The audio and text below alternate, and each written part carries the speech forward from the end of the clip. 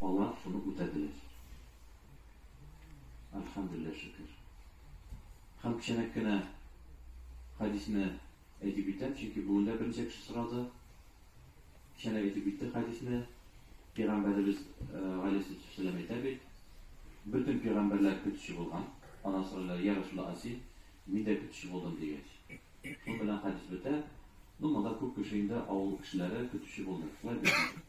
Lakin olimlar aytadilar, bu bir qattiqdan ma'noda hadis. Kötüsü degan so'z Allah Teala bütün peygamberleri de başta hayvanlar bilen sınaq qaradı, kötüge çağırdı.